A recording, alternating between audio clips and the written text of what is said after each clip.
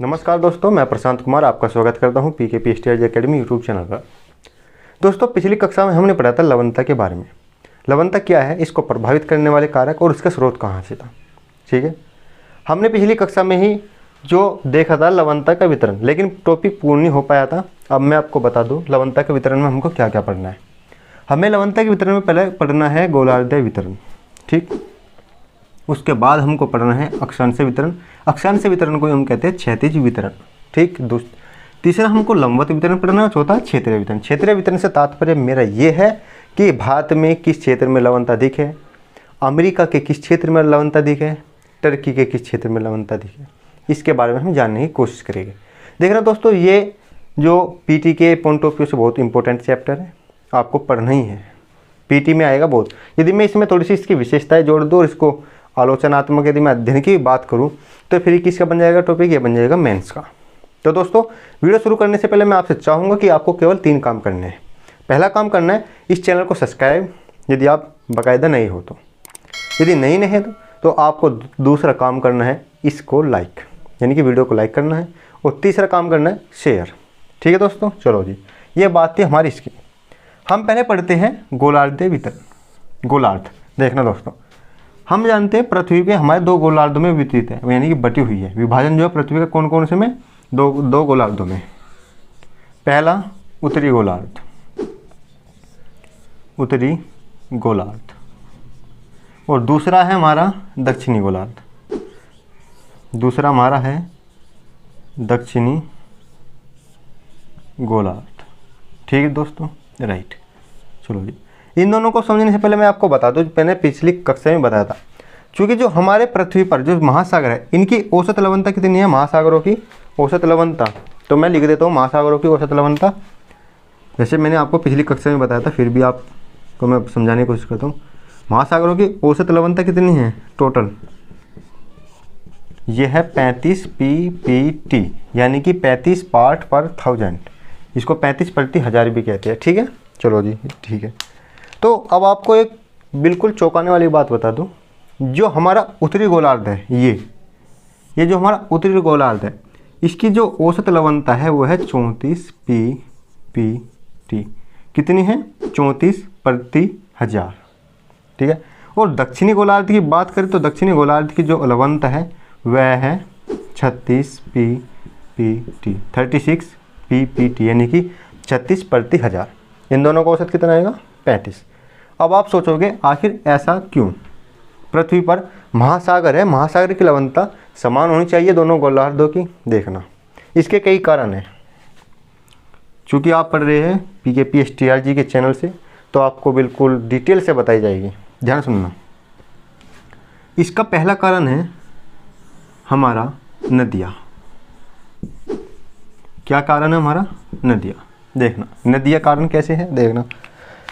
देखो भाई साहब, बात यह है, जो हमारा उत्तरी गोलार्ध में है, जो हमारा उत्तरी गोलार्ध में नदियों की मात्रा है बहुत अधिक है, यानी कि उत्तरी गोलार्ध में नदियाँ कैसी पाई जाती है, अधिक मात्रा में, अधिक मात्रा में।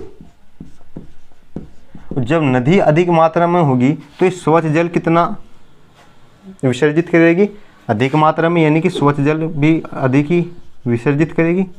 स्वच्छ जल को भी अधिक ही विसर्जित करेगी समुद्रों में, विसर्जित करेगी, राइट।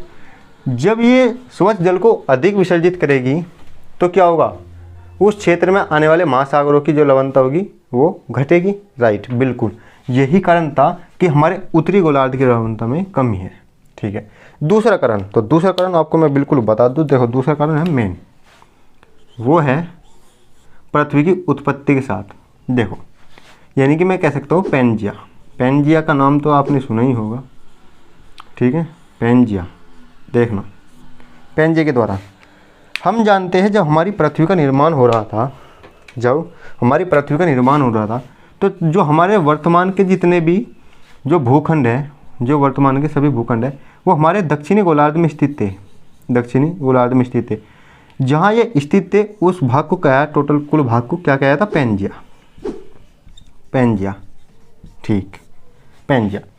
जब लाखों करोड़ों वर्षों तक वर्षण की क्रिया हुई, तो वर्षण की क्रिया तो यहाँ भी हुई स्पेंजिया पे। तो पेंजिया पर जो लवणीय कण थे वे घुल घुल कर कहाँ पहुँचे? हमारे समुद्रों में, हमारे समुद्र में। तो समुद्र में जैसे यहाँ पहुँचे तो कौन से भाग में पहुँचे? हमारे पहुँचे दक्षिणी गोलार्ध में। जैसे दक्षिणी गोलार्ध में पहुँचे, जबकि अपेक्षाकृत उत्तरी गोलार्ध में तो नहीं पहुँचे थे, लेकिन कहाँ पहुँचे थे? दक्षिणी गोलार्ध में। इस कारण जो हमारे दक्षिणी गोलार्ध की जो लवणता है बहुत अधिक है। क्या है? जो दक्षिणी गोलार्ध की लवणता है हमारी 36 ppt है। ठीक है दोस्तों, राइट। तो हमने समझने की कोशिश की आखिर गोलार्ध वितरण में इन दोनों गोलार्धों में जो लवणता का वितरण है आखिर ऐसे अलग अलग कैसे हुआ। ठीक है दोस्तों। देखो दोस्तों, एक और मैं आपको बात बता दूँ, मैं प्रेजेंटेशन टाइप नहीं पढ़ा रहा हूँ, जैसे कि पीपीटी में आप देखते स्मार्ट बोर्ड में कि क्लिक करा और बदलती चली गई सूरत और मैं उसको पढ़ाना शुरू कर दूँ। नहीं, मैं इसमें बाकायदा एक एक चीज़ लिखा रहा हूँ। ऐसे क्यों लिखा रहा हूँ?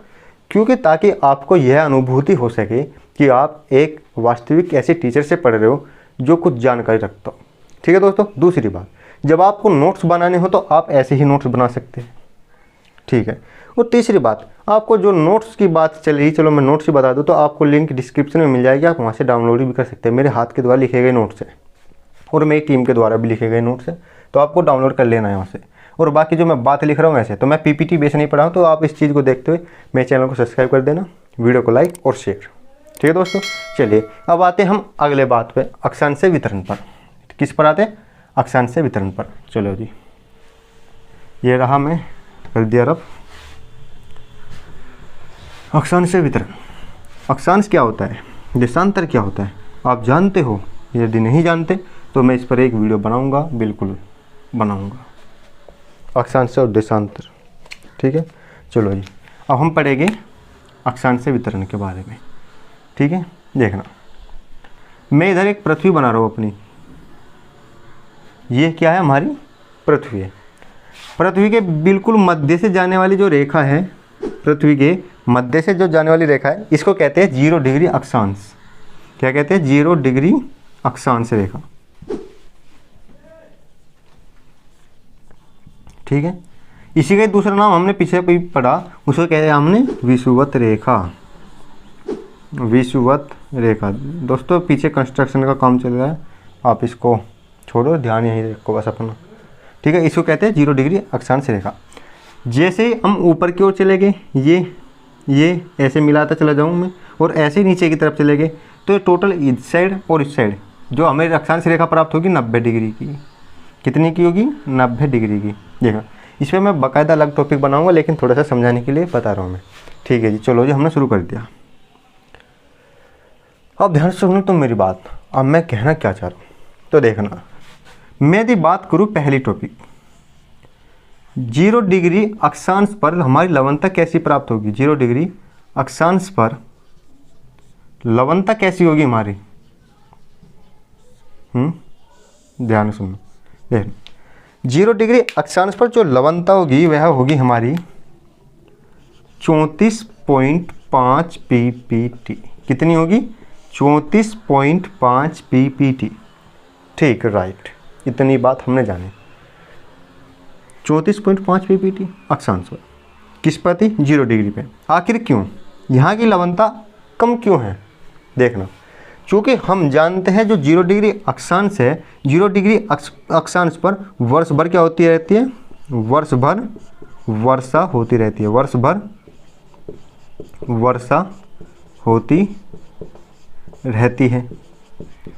और वर्षा होती रहती है का तात्पर्य ये है कि वहाँ जल की मात्रा में वृद्धि होगी, और जल की मात्रा में वृद्धि होगी तो अपेक्षाकृत वहाँ की जो लवणता है कम होगी। यह लवणता कहाँ की कम होगी? केवल ऊपरी सतह की। इसकी डिटेल में हम पढ़ेंगे लंबवत वितरण में।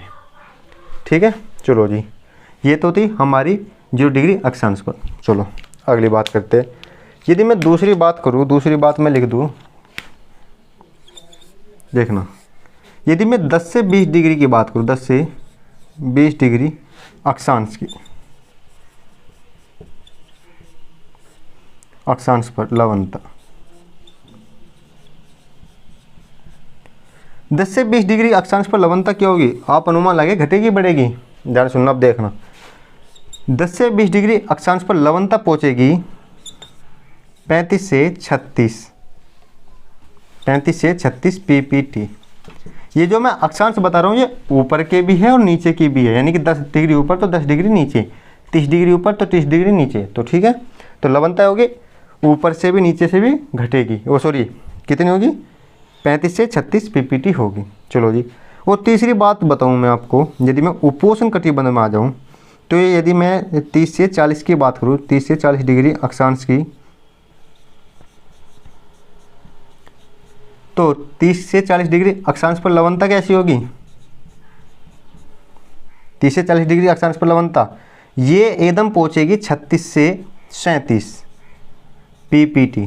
कितनी, 36 से 37। तो अब आप सोच रहे हो उनको सर जैसे कि हम ऊपर की तरफ जा रहे हैं तो लवणता बढ़ती जा रही है, ऐसे इसमें नीचे की तरफ जा रही है तो लवणता बढ़ती जा रही है। बिल्कुल ऐसा नहीं है, ये केवल 40 डिग्री अक्षांश तक ही होता है ऐसा। उसके बाद क्या होगा, लवणता घटती चली जाएगी, उसके बाद लवणता घटती चली जाएगी। यदि मैं कब बात करूं 40 से 60 तक के बीच की लवणता कितनी, चौथे में यदि मैं यहाँ लिख दूं, मैं अलग पेन से लिख देता हूँ मैं, चौथे में 40 से 60 डिग्री अक्षांश पर, 40 से 60 डिग्री अक्षांश पर लवणता कैसी होगी, फिर वापस घटकर 35 से 36 PPT। फिर पाँचवें में यदि मैं बात करूँ 60 से 90 डिग्री अक्षांश पर, तो ये पहुंच जाएगी 31 से 33 PPT के करीब, दोनों ही अक्षांशों पर कितनी पहुंच जाएगी, 31 से 33 PPT के बीच। तो हमने पढ़ा अक्षांश अथवा क्षैतिज वितरण में इसके बारे में, ठीक, यहाँ तक भी हमने जानकारी ले ली। अब हम पढ़ेंगे लंबवत वितरण के बारे में। लंबवत वितरण क्या है, गहराई के साथ आखिर सतही तापमान पर, मतलब सतही जल है जो महासागरों का, उसकी लवणता कैसी होगी और अंदर की तरफ लवणता कैसी होगी। ठीक है दोस्तों, चलिए जी शुरू करते हैं। देखो इसका एक डायग्राम भी है, यदि आपको मैं डायग्राम बनाकर दिखाऊं जो मैंने अभी तुम्हें बताया अक्षांश वितरण का, तो देखना कैसा डायग्राम है, किताबों में भी आता है ऐसा। ये रहे और ये रहे, यदि मैं इसे 0 डिग्री अक्षांश मान लूँ, इधर 10 मान लूँ, इधर भी 10 मान लूँ, इधर 20, इधर भी 20, क्योंकि अक्षांश है ये अक्षांश।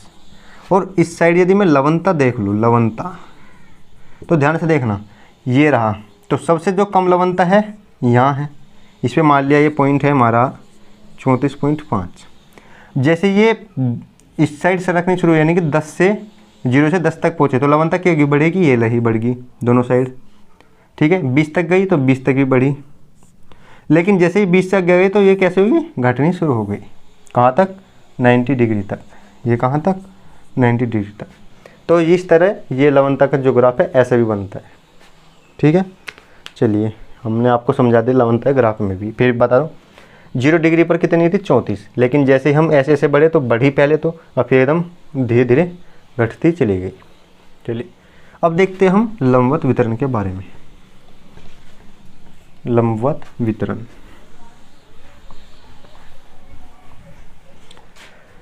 लंबवत वितरण से तात्पर्य मेरा क्या है, लंबवत वितरण से देखना, यदि मैं पहली बात करूं 0 डिग्री अक्षांश पर, इसमें चल रहे हैं लंबवत वितरण में 0 डिग्री अक्षांश पर, तो 0 डिग्री अक्षांश पर जो सतही जल होगा, यानी कि 100 से 200 मीटर का जो जल होगा, वहाँ की लवणता होगी 34.5 PPT। कितनी होगी, 34.5 PPT जो सतही जल है। क्योंकि मैंने आपको बताया वहाँ जो वर्षा है वर्ष भर होती रहती है, जिस कारण यहाँ का जो लवणीय पानी है उसमें लवणता की मात्रा कम मिलती है, ठीक है। चलो जी, जैसे ही हम गहराई के साथ जाते हैं, जैसे ही गहराई के साथ बढ़ जाते हैं लगभग 1000 मीटर तक, तो क्या होती है, इसकी लवणता में कुछ वृद्धि होती है। लवणता में 1000 मीटर तक क्या होता है, लवणता में वृद्धि होती है, राइट। चलो जी, अब जैसे कि हम गहराई के साथ नीचे जा रहे हैं तो लवणता में वृद्धि हो रही है। अब आप ये अनुमान मत लगा लें कि गहराई के साथ बढ़ने पर लवणता बढ़ती है, नहीं, ये कंडीशन लगभग 1000 मीटर तक है।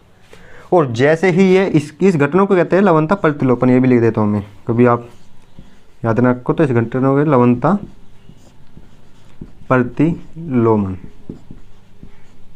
इस घटना को कहते हैं लवणता प्रतिलोपन, यानी कि गहराई के साथ जाने पर लवणता की मात्रा बढ़ रही है। लेकिन जैसे ही हम 1000 से ज़्यादा जाएंगे तो लवणता की मात्रा धीरे धीरे कम होगी। यानी कि यहाँ तो बहुत तेज़ी से बढ़ रही थी, लेकिन उसके बाद धीरे धीरे कम होगी। ये कम होती होती तली तक कितनी पहुँच जाएगी, 31 से 30, वो 30 से 31 पीपीटी तक पहुँच जाएगी। कितनी पहुँच जाएगी, 30 से 31 पीपीटी तक। अब आप सोच रहे हो ऐसा क्यों हो रहा है, क्वेश्चन बनता है ऐसा क्यों हो रहा है, ध्यान सुनना। चूँकि हम जानते हैं महासागर, यदि मैं महासागर का ये ऐसा कट बना लूँ तो महासागर में ऊपर से नीचे की ओर जाने पर क्या बढ़ता है, तापमान या दाब, दाब बढ़ता है और तापमान में कमी होती है। यानी कि ऊपर से नीचे जाने पर दाब बढ़ता है और तापमान क्या होता है, कम होता है। दाब बढ़ता है, तापमान कम होता है। जैसे ही तापमान कम होगा तो जल की जो घोलन क्षमता है वह भी कम होगी, जल की घोलन क्षमता वह भी कम होगी। इस कारण जो लवणीय पदार्थ है जल में नहीं घुल पाने के, इस कारण इस क्षेत्र में यानी कि तली तक क्या होगा, जो लवणता की मात्रा है कम होती चली जाएगी। ये थी 0 डिग्री अक्षांश पर। यदि मैं वही बात करूँ 10 से 20 डिग्री अक्षांश की भी, वहाँ भी बिल्कुल डिट्टो सेम है, लेकिन थोड़ा सा कंडीशन से। देखो जब हम बात करते हैं 10 से 30 डिग्री पर, 20 की जगह में 30 डिग्री लिख लो, ये है उपोष्ण, मैं दूसरी इससे लिख देता हूँ, ये है उपोष्ण कटिबंध क्षेत्र, उपोष्ण कटिबंधीय क्षेत्र। इस क्षेत्र की लवणता कैसी होगी, इस क्षेत्र की लवणता होगी अधिक, इस क्षेत्र की लवणता होगी अधिक। लवणता अधिक क्यों होगी, देखो कारण है, हर चीज़ के पीछे कारण है। क्योंकि यहाँ जो सूर्य ताप है, यहाँ जो सूर्य ताप है वो अधिक मात्रा में प्राप्त होता है। वैसे तो विषुवत रेखा पर भी था, लेकिन चूँकि वहाँ बादल भी है वर्ष भर, तो इस कारण ऐसे नहीं हो पाया। लेकिन इस डिग्री पर सूर्य ताप बहुत अधिक मात्रा में प्राप्त होता है, पहला कारण। दूसरा कारण, यहाँ चूँकि जो व्यापारिक पवनों का अवतलन होता है, यानी कि नीचे उतरती है, तो इस कारण यहाँ क्या होता है, वायु दाब अधिक होता है, वायु दाब अधिक होता है। और वायु दाब अधिक होगा और सूर्य ताप भी अधिक होगा तो वाष्पन की क्रिया कैसी होगी, अधिक। तो वाष्पन की क्रिया अधिक होने के कारण क्या होगा, इस अक्षांश के अंतर्गत आने वाले जितने भी महासागर है उसकी लवणता अधिक होगी। तो कैसी होगी, लवणता उसकी अधिक होगी। आप लिख सकते हैं। तो मैंने अब तक ये जो आपको बताया लंबवत वितरण के बारे में बताया, लंबवत वितरण में आप समझ गए। और बाकी यदि मैं गहराई के साथ की बात करूँ तो गहराई के साथ फिर यही 0 डिग्री अक्षांश वाला ही अप्लाई हो जाएगा। कहने का मतलब फिर जैसे जैसे गहराई में जाते चले जाएंगे तो लवणता धीरे धीरे कम होती गई। ठीक है, चलो जी, अब तक हमने जाना गोलार्ध वितरण, अक्षांश वितरण, लंबवत वितरण। अब बात करते हैं क्षैतिज वितरण। क्षैतिज वितरण से तात्पर्य क्या है, देखना। सारा कार्यक्रम तो खत्म कर चुके हम, क्षैतिज वितरण थोड़ा सा फैक्ट बेस है तो देखते हैं। क्षैतिज वितरण में मैं आपको बता दूं, जैसे कि टर्की की वान लेक है, टर्की की वान लेक है, उसकी लवणता कितनी है आप बता सकते हो। टर्की की वान लेक की लवणता वह आन है। देखना, पहला मैं फैक्ट लिख देता हूँ, देखना। इसके में ये चल रहा है क्षैतिज वितरण, तो क्षैतिज वितरण को ये लिया मैं साइड। पहला, टर्की की वान लेक, लेक की लवणता, टर्की की वान लेक की लवणता कितनी है भाई, टर्की की वान लेक की लवणता है 340 ppt। कितनी है, 340 ppt। ठीक है, दूसरी बात करते हैं। यदि हम जॉर्डन में पहुंचते हैं, कहाँ, जॉर्डन, जॉर्डन की मर्त सागर लेक, मर्त सागर, इसे मर्त सागर भी कहते हैं, मर्त सागर की लवणता कितनी होगी इसकी, 320 ppt। ठीक है, और अमेरिका की ग्रेट सागर झील, यानी कि अमेरिका में, अमेरिका की ग्रेट सागर लेक, इसकी लवणता कितनी है, इसकी लवणता है 220 ppt। ठीक है, ये थी क्षेत्रीय वितरण में। अब यदि हम अपने भारत की बात करें, देखना भारत में खारे जो पानी की झील है वो कहाँ है? राजस्थान के कौन से ज़िले में? आपके लिए चलो क्वेश्चन ही देता हूँ मैं। भारत में क्वेश्चन लिख रहा हूँ मैं, भारत में खारे पानी की झील राजस्थान के किस ज़िले में पाई जाती है और उसका नाम क्या है? ठीक है, ये आपको बताना है। चलो जी, अब भारत के सापेक्ष हम एक बात करते हैं। देखना, मैं भारत का नक्शा बना रहा हूँ ये, ठीक है भाई, समझ जाओ। ये इधर क्या है हमारा? अरब सागर,